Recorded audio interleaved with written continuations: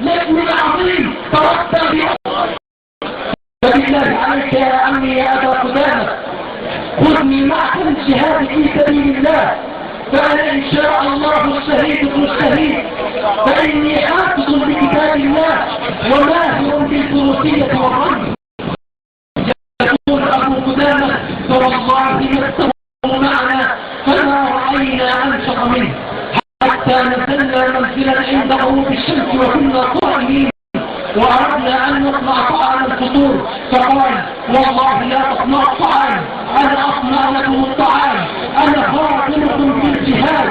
فأصبح عليهم الغلام فقال يا أبا قدامة اذهب إلى صاحبك فانظر لنا ماذا خبره. فذهب إلى الغلام فوجده قد وضع الصدر على النار وأسند رأسه على الصخرة كمان، ثم نظر إليه فوجد الغلام يتبسم ثم ضحكه ثم اعترف فقال له أبو قدامة يا بني لماذا تضحك ولماذا تبسم؟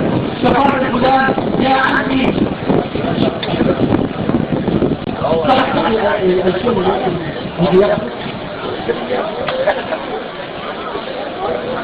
فقال يا عمي هي رؤيا اجعلها بيني وبين الله.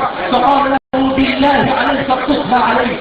فقال الغلام رأيت أني دخلت الجنة فإذا هي في حسنها وجمالها وبهائها كما أخبر الله تبارك وتعالى وإذ بفصل يتلألأ. تخيلوا معي الجنة، تخيلوا معي الجنة التي ما أتيتم هنا إلا من أجلها. فقال له دخلت الجنة سنة من ذهب ولبنة من فضة وأكوابه من الذهب عليها سطور مرخاة، عليها سطور مرخاة وزواري يرفعن تلك السطور وواحدة منهن تقول هذا زوج المصرية، هذا زوج المصرية. فعجبت من كلامها وأنا لا أدري من المصرية، فقلت لها أنت المصرية؟ أنت المصرية؟ فقالت لا، وإن كنت تريد المصرية فادخل هذا الصف. فدفعت لولا أن الله ثبت بصري لذهب عقلي ولذهب بصري من شدة جمالها. فلما رأتني ابتدأتني بالكلام قائلة أهلا بحبيبي وخليلي. فلما سمعت منها ذلك واقتربت منها حتى كدت أن أضع يدي عليها فقال لا، واسمع بشرى له أيضا. فقالت له يا حبيبي ويا خليلي أسعد الله عنك الخلا وموعدنا هنا غدا بعد صلاة الظهر، وموعدنا هنا غدا بعد. أبو قدامة رأيت خيرا إن شاء الله، رأيت خيرا إن شاء الله. فلما أصبح الصباح ذهبنا إلى ساحة المعركة وأنا أنظر إلى الناس من حولي فإذ بكل واحد يجمع حوله إخوانه وأقرباءه والغلام يتيم لا علم يدعوه إليه ولا أحد يجعله بين يديه.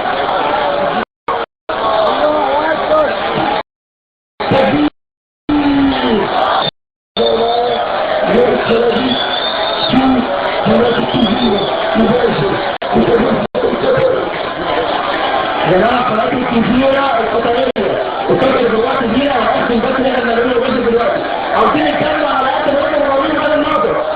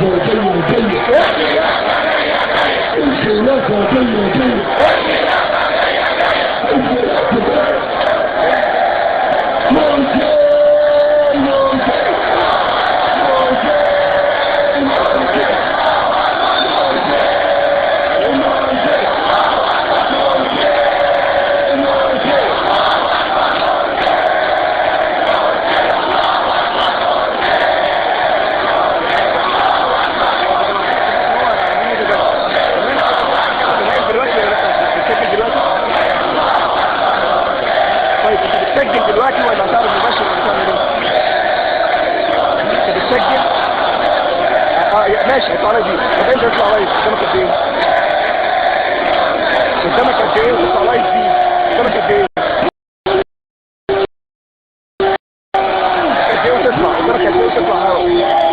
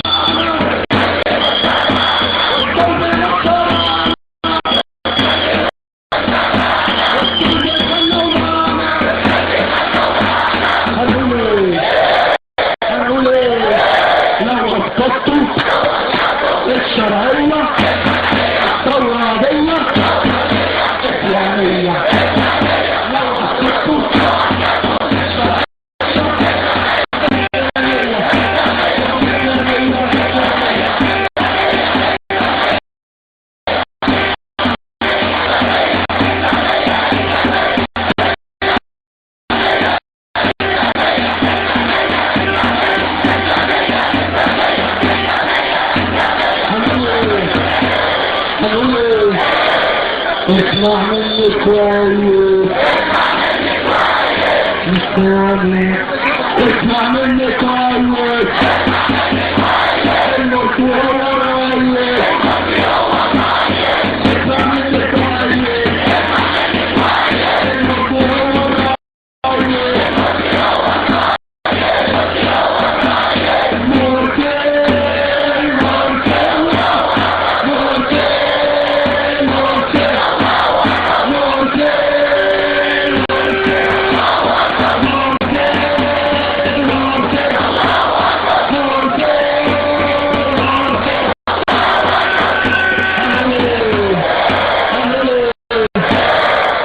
بالطول بالعرض قلبي بالطول في العرض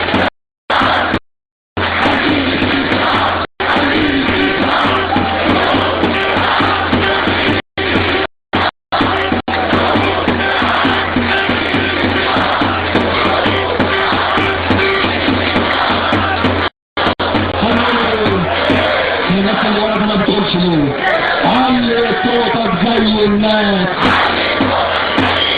علي صوتك زي الناس احنا كرهنا الظلم خلاص احنا كرهنا الظلم خلاص علي وعلي وعلي الصوت اللي بيحكي يا حلو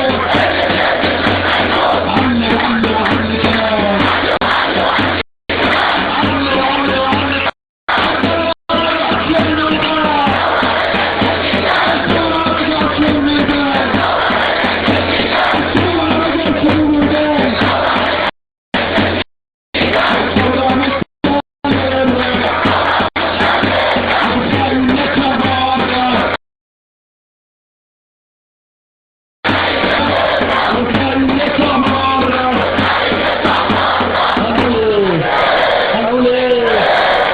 الحارة في شارع صوت الحق طالع طالع في الحارة في شارع صوت الحق طالع طالع في الحارة في شارع طالع طالع يلي الحاجة بتاعتني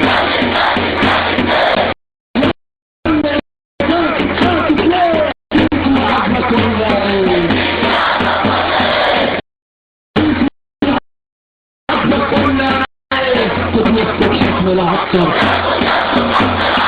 أول ما حكم العسكر أول ما حكم العسكر نكتب حكم العسكر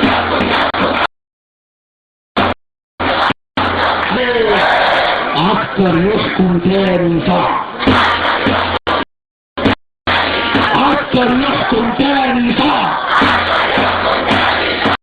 احنا السلطة واحنا الشعب احنا السلطة واحنا الشعب احنا السلطة واحنا الشعب واحنا الشعب الخط الاحمر يكتب حكم العسكر يكتب حكم العسكر عسكر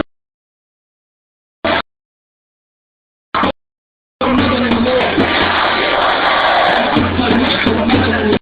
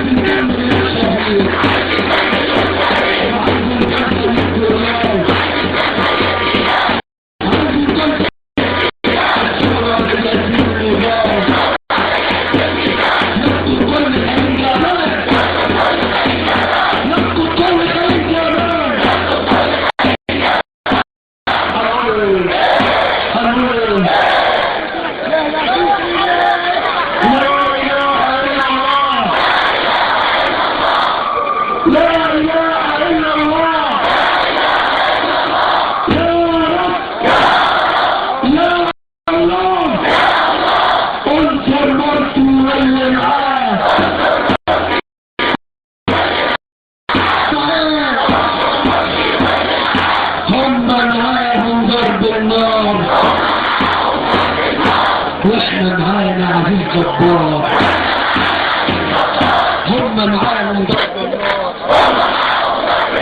واحنا معانا عزيز جبار، واحنا معانا عزيز جبار، واحنا معانا عزيز جبار. اضرب نار واضرب حي، اضرب نار اضرب مطاطي كده هيضرب. اضرب نار اضرب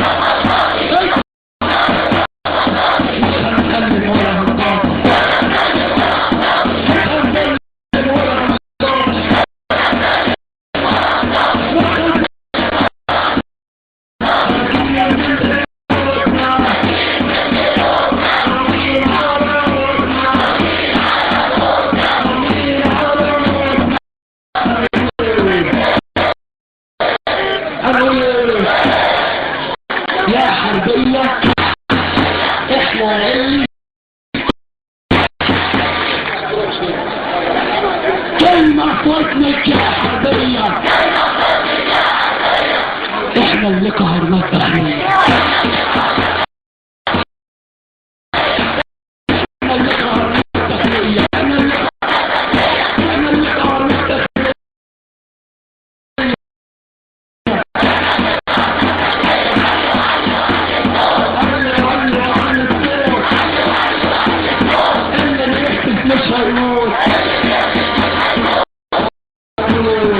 المرة دي بجد هنشوفها الحق.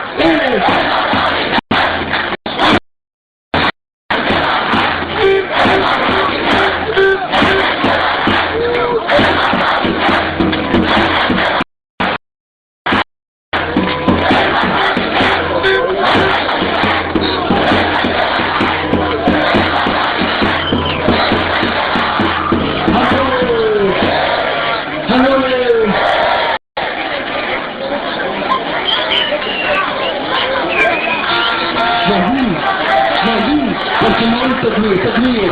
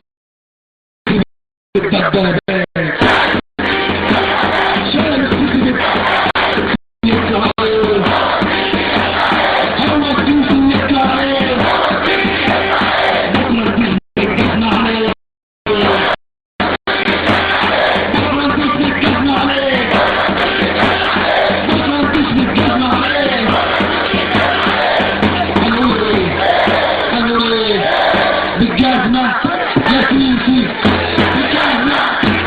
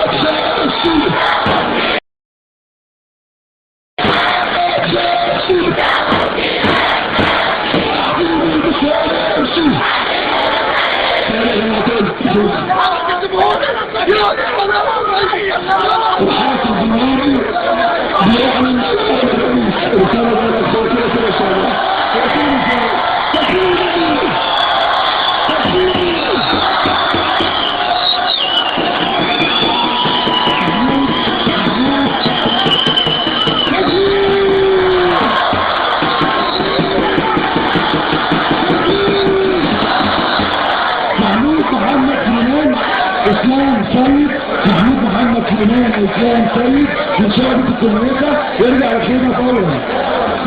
محمد عبد المنعم عبدي اتوجه للمنصة. خلف المنصة عبد الله عبد المقصود خلف المنصة. سيد الاستاذ عبد الرحمن عبد العليم عبد الرازق توجه الى باب الجامعة الرئيسي. وعيادة الاستاذ عبد الرحمن عبد العليم عبد الرازق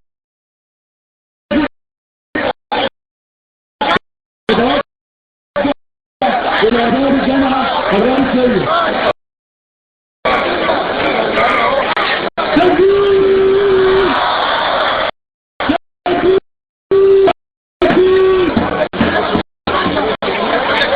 ولا بنخرب ولا بنكسر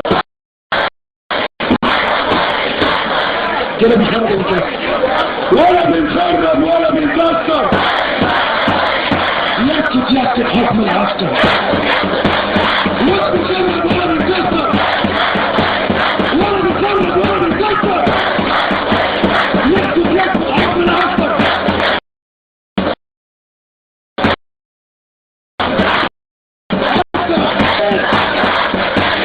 هو العسكر ولا ايه عسكر تاني ليه هو العسكر ولا ايه اشرع يا فتح اشرع يا فتح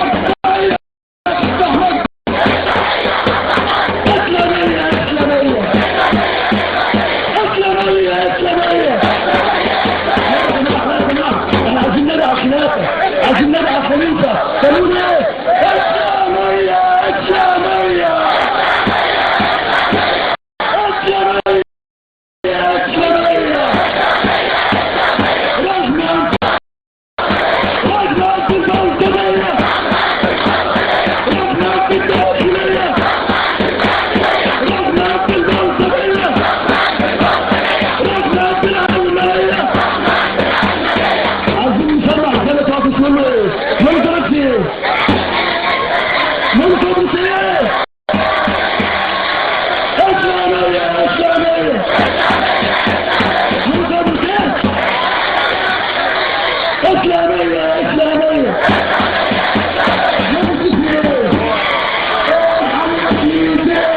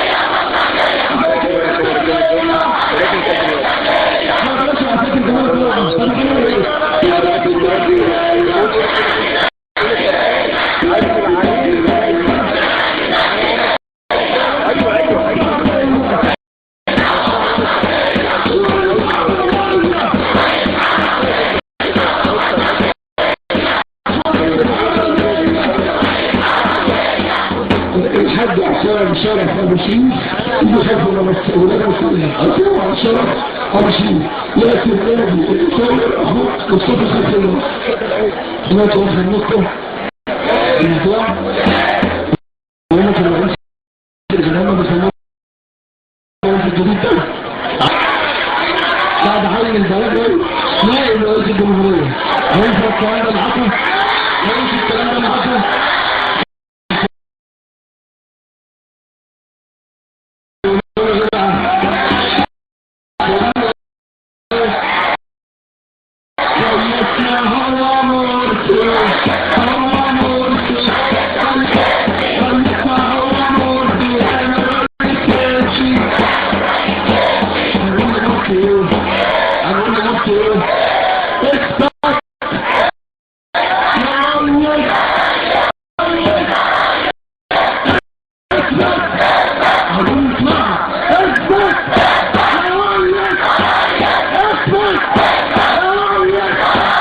طيب احنا معانا الاستاذ سيد فرج من الجماعه الاسلاميه عايزين نسمع تحليل الجماعه الاسلاميه. الحمد لله والصلاه والسلام على رسول الله صلى الله عليه وسلم. طبعا مجرمي النصارى ومجرمي العلمانيين يسيرون الاشاعات مع الاخوان، والحقيقه ان الجماعه الاسلاميه منتشره في جميع ميادين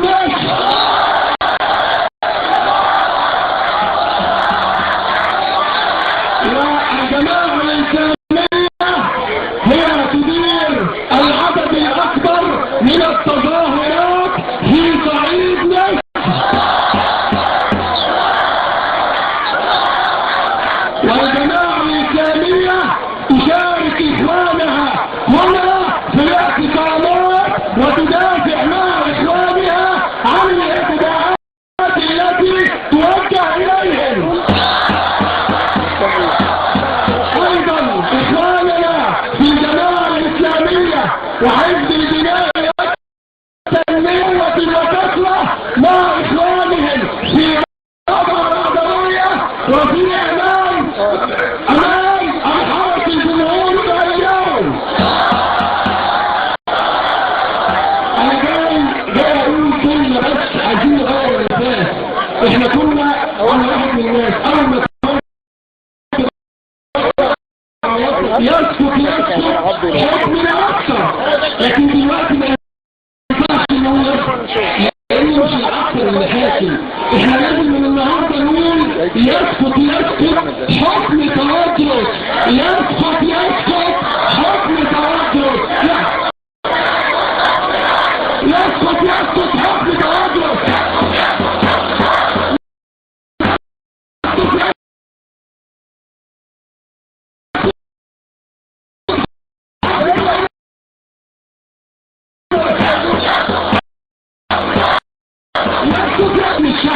ولا حرب دينية، فلازم كلنا نقول الشعار ده ونقول للعوام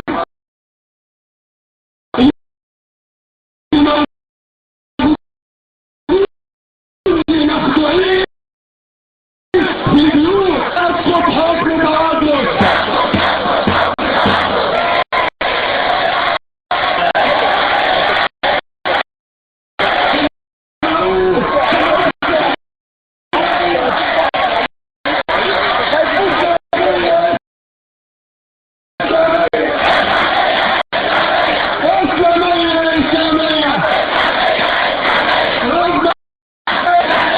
من بداية الثورة نقول ان المسألة مش مسألة دين، المسألة مش مسألة دين.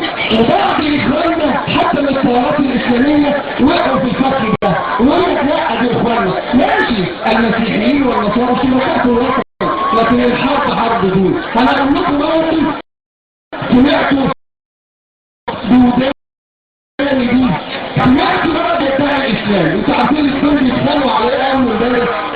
النصراني بيقول اللي هو عامل نفسه مسلم بيقول احنا مش عليكم مرسي، طب احنا اللي كنا اغلبيه في ميدان التحرير.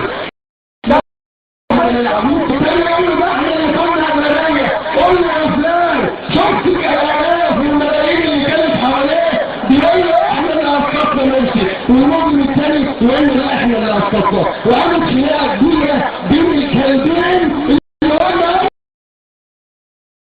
من بعض يدعي الإسلام وأسقط أو يريد إسقاط ممكن مش هيسقط أبدا، لكن لازم نفتح قلب الناس إن الحرب يحارب علشان يوم على المنصة. وطلعت بعض الشباب اللي موجودين زي مني لما الكلب السيسي قبل ما يقول الكلام بتاعه أنا طلعت هنا هو قائد الثورة المضادة، هو اللي كان بيلعب من 3 سنوات في الملف ده. بعضكم عمال لا لكن فعلا السيسي هو قائد الحرب والثورة المضادة، مش السيسي بس، كل كلاب المخابرات. انا بقولها بعرض نفسي للموت وبعرض نفسي للاغتيال، لكن احنا بالنسبة لنا مشاريع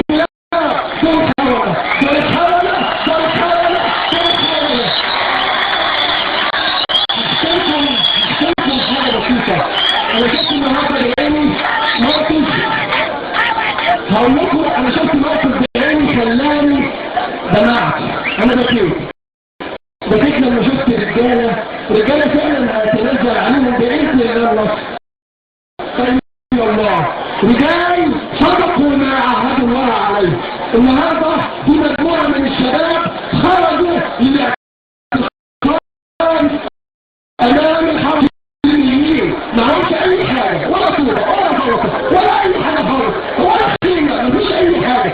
هم كانوا مفكرين ان الحرس الجمهوري ده حرس وطني، زي ما كانوا بيروحوا كياب الوقاره وكياب العمالين اللي بيدعوا لهم الصور دول الصور. انا قلت لهم انا كنت قريب منهم جدا منهم وكنت بدافع عنهم.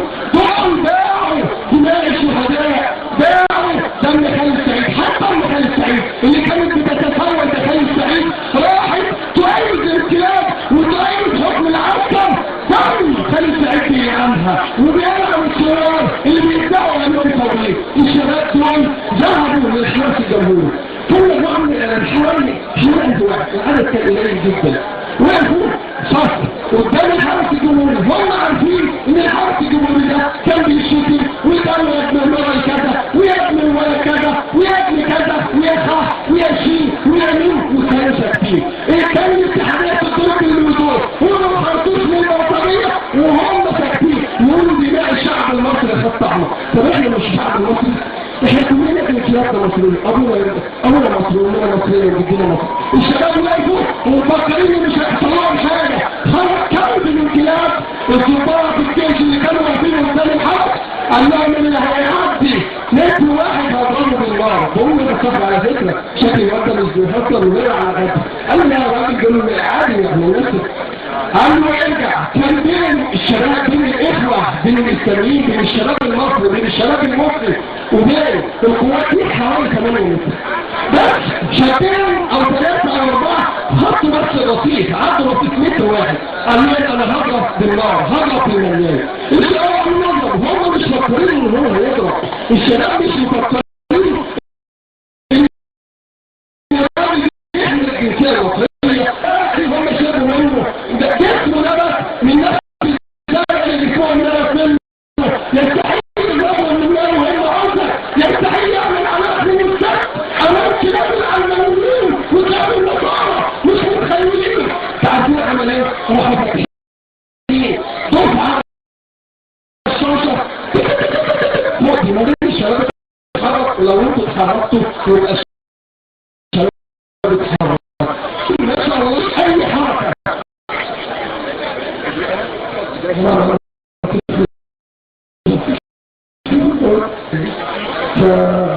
فتقريبا عبد المنصر فهو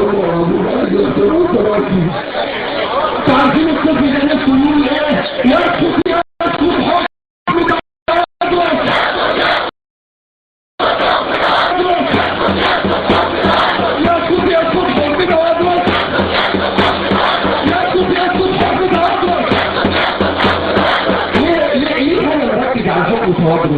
لأن القوات دي والجيوش دي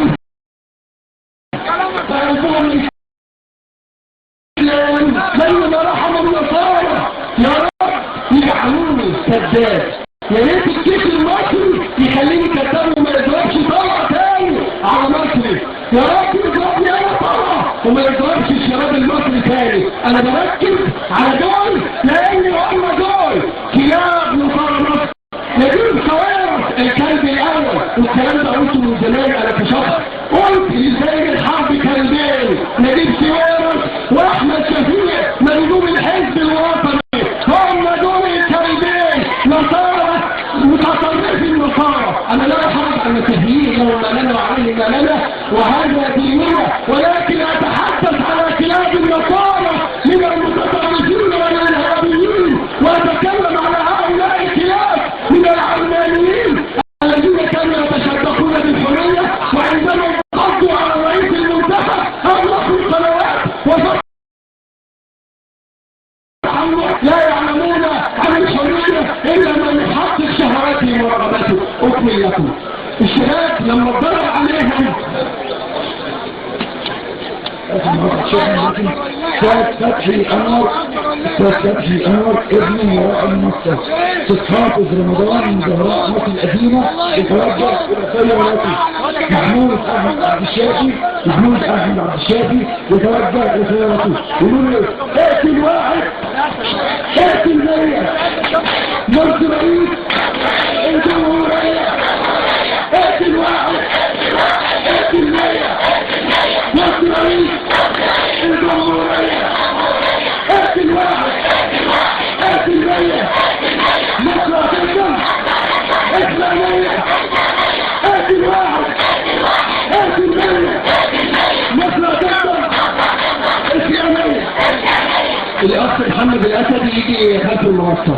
اكمل لكم القصة اللي انا شفتها قصة ابطال فعلا رجال، ولذلك انا كثير من الشباب حمدنا ربنا ان حصل اللي حصل عشان اخواننا في الفريق والعداء وهؤلاء الظالمين شوية ما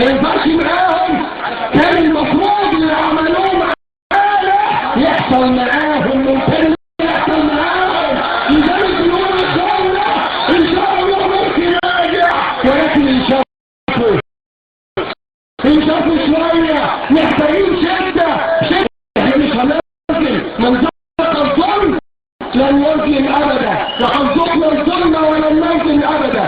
اقبل لكم بس قبل ما اقبل انا حابب اقول يسقط حكم توادرس، يسقط حكم توادرس، يسقط حكم توادرس. الشباب اول ما ضرب هؤلاء المجرمين النار على رؤوسهم الشباب مفيش حاجه حصلت. فالمهم شاب خوفنا احنا ما بنسكتش، راح فاتح اسمه وتقدم خطوتين بس. الفرق بينه وما بين الضابط المجرم اللي ضربه، المجرم اللي ما عندوش دين، المجرم اللي قتله، بينه وما بينه 5 خطوات راح ضربه في قلبه في صدره فوقع. الشباب شافوا كده اتقدموا وراح يضرب واحد والثاني والثالث والرابع 15 شاب وقعوا وضرب فتح النار. الشباب عشان تتحرك الرجاله ما اتحركتش، والله الرجاله ما خافت، والله الرجاله ما خافت.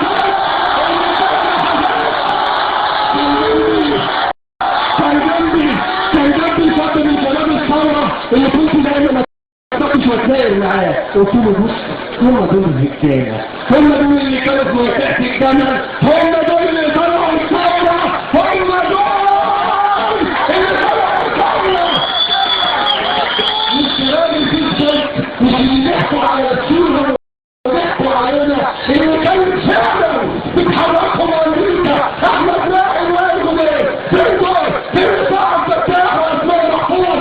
فين دول؟ فين وضعت وبحط العنصر دول لو صراع حضرية عزمي يطلع على مرتب التحرير ويقول صراع احرار هنكمل المشروع. يتفهم عليكم لو كنتم صراع.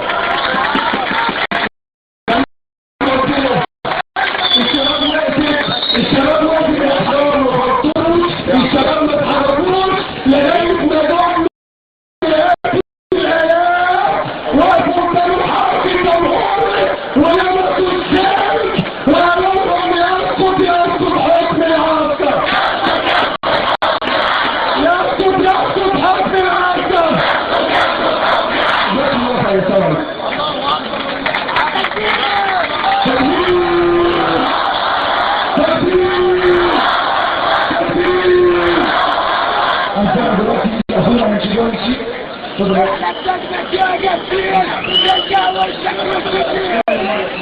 السلام عليكم. هنسمع نشيد أتتني في سكون الليل. أتتني في سكون الليل أرضينا وراحت والذكرى أتانينا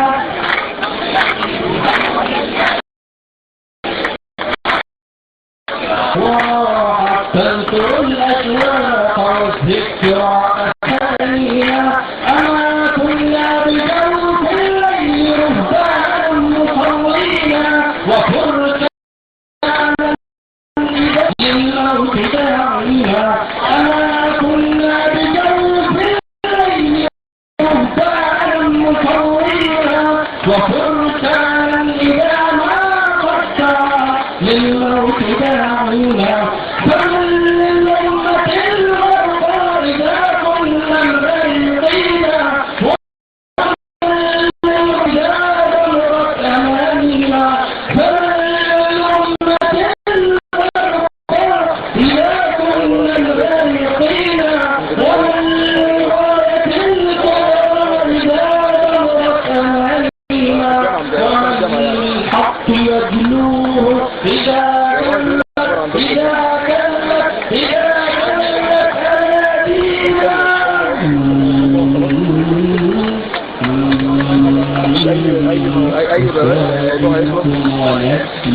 هل أصاب القحط وادينا وهل جفت ينابيع الهدى أم أجفت فينا. أسائلكم ونفسي هل أصاب القحط وادينا وهل جفت ينابيع الهدى أم أجفت فينا. فما المعنى بأن نحيا فلا نحيي بنا الدين وما المعنى بأن يجتر مجدا ماضيا حينا.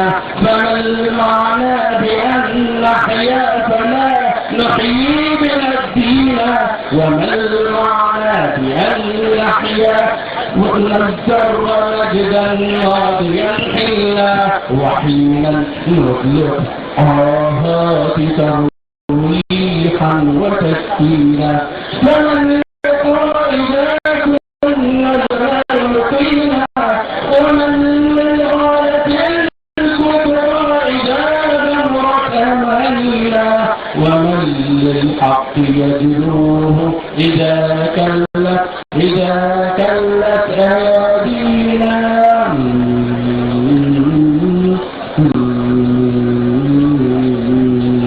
جزاك الله خير. تكبير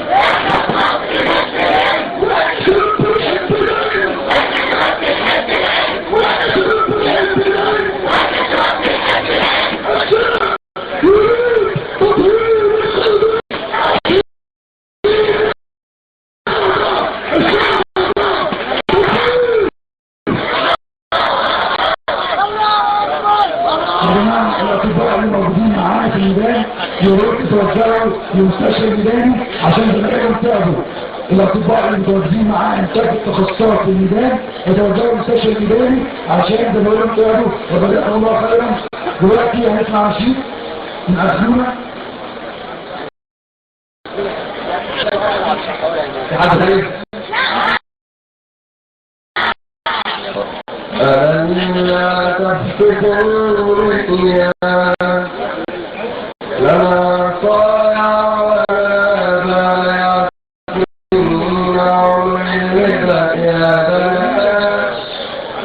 ولا حابب أشوف أمي ألقها علي ما بهداش لا عاوز أشوفها شيئا وتسكب في الدم ولما تتقل عني تقول ضرر أنا ألا تفتكرني ولا كم التشم ولا مئدنيا ولا خلق ستحرقني ألا تفتكرني ما كانش في بالي ضرب النار ولمني أنظر الذكرى ولم علي أنا الشيطان مفترق الله أنا نزلت بهتافي وحققت كان فكرين الأخلاق تعبت أكثرت فوق الروح وقالوا علي أحلى كلام ده كان في ليلة الماضي بداية العام ومات أيامها صاحبي فؤاد ومات خالد ومات ترام وراحت معي قريب الشام وعدى الشهر بعد الشهر وفاتوا علي زي الدهر يرجعني ويقرأ في كل مكان تعبت وقلت يا داوود رجعت تفتكرني وقلت الدم مسلم بيعد ولا بعشر أمنية في ايدي إذن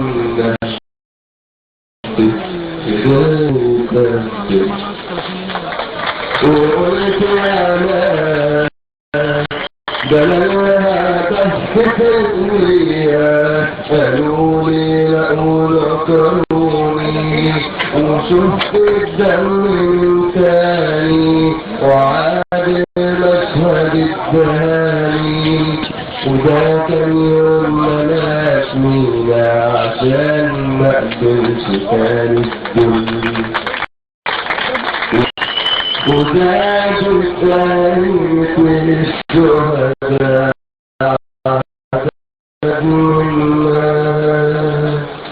ربط الطاقة وزاد الحزن والأهرام وعادوا الشر 100 مرة وكان الدم من تاني على الدين وغرق عمته الحرة ومن تاني عشان خاطر يسيب الدم يا سهرة. وبعد كله أنا اللي هكتب في البيت وأكتب كل من ظلم وأكتب كل من قتل وأكتب كل من خانه وأكتب كل من يشوف وشه بيتحرك ومن تاني الدم وكان في شوارع التحرير ما عادش بينفع التغيير ورجعوا قالوا الثاني لكن عارفين أنا الثاني عشان أنا كنت متلاهي وبيكون معلومكم مفيش حرية للثاني، ومهما يطيحوا الدم إرادتي مش هتتكسر. في بلادي تروح الروح ولا أشوفها بتتعسكر.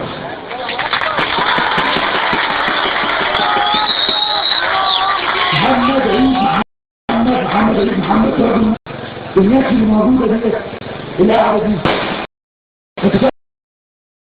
تأكتوا ولا ايه؟ تأكتوا؟ طب الناس اللي من كتابك لا تأكتوا لا تأكتوا تأكتوا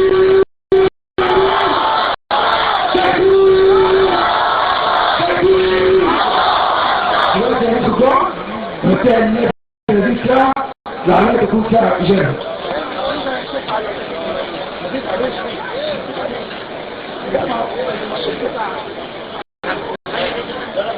السلام عليكم ورحمة الله وبركاته.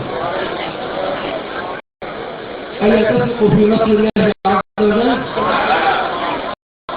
ألا إن نصر الله قريب. ألا إن نصر الله قريب. ألا إن نصر الله قريب. أم حسبتم أن تدخلوا الجنة ولما يأتكم مثل الذين خلوا من قبلكم مستهم البأساء والضراء يقول الرسول والذين آمنوا معه متى نصر الله؟ متى نصر الله؟ متى نصر الله؟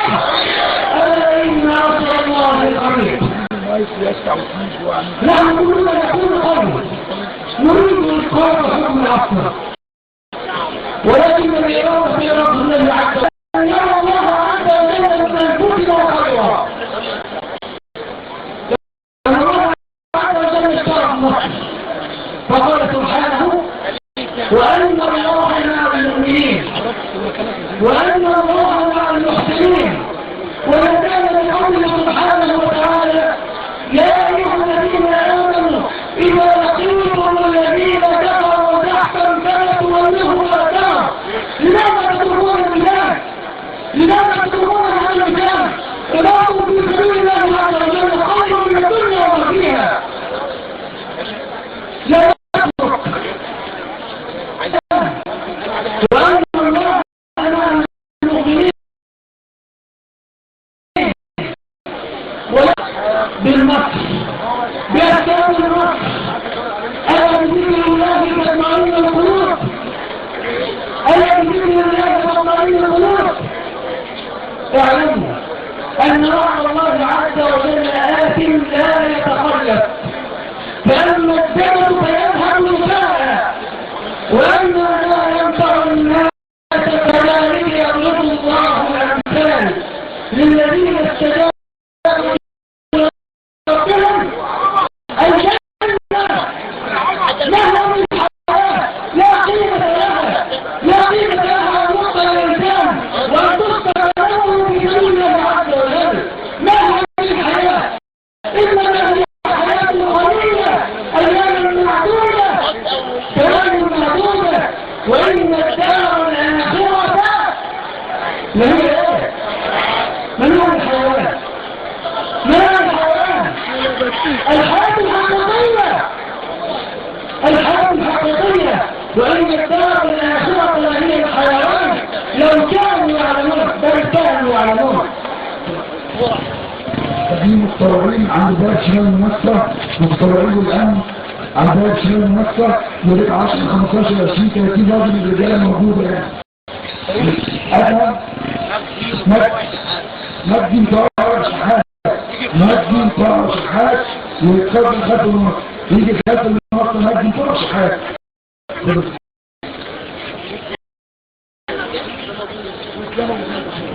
اسلام أبو زيد ثلاثة اسلام أبو زيد خلف المنصة.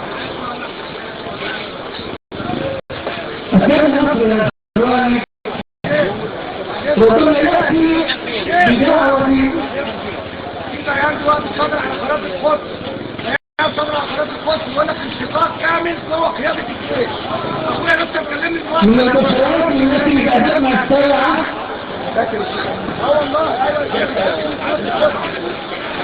في خبر الأمن ولكن إن شاء الله يستطيع كل إن شاء الله وسوف نزيل عمل هذا الزمن. فصل خبر الأمن والأخبار التي تجعل من شبكات الجيش عشان الموضوع ياخد حجم طويل وهيبقى في شهورات في الجيش طبعا هنا فيه لان هو في ناس في الجيش احنا عارفينها كويس ان هي هتعمل ده لكن مش عارفين نجمع الاحداث ونقول ان حصل انشقاق وان الدنيا حلوه بقول الناس تمشي لا احنا باذن الله بنعمل ان ده يحصل جوه الجيش وده يوقع هيحصل ان شاء الله بس مش عايزين الموضوع ياخد اكبر من حجمه ان شاء الله يا اخوان ان شاء الله كنت قبل الى الله عز وجل بالدعاء في هذه الساعة فإن الله عز وجل ينزل إلى السماء الدنيا في الثلث الأخير من الليل يقول هل من داع فاستجيب له هل من مسترزق هل من مستنصر فانصره فإن الله عز وجل وكونوا على يقين بإجابة الله عز وجل كونوا على يقين بأن الله عز وجل يسمعنا ويرانا ويستجيب لنا بأمر الله عز وجل فكونوا بالإجابة اللهم لك الحمد حمدا يليق بجلالك اللهم لك الحمد كما ينبغي لجلال وجهك ولك الحمد كما اللهم لك الحمد كما ينبغي لجلال وجهك وعظيم سلطانك اللهم صل على محمد المتقدم وصل على محمد المتيقنين وصل على محمد المتيقنين على يوم الدين اللهم اللهم إنا عبيدك أبناء عبادك أبناء إلهك نواصينا بيدك نواصينا بيدك ماضي فينا حكمك عدل فينا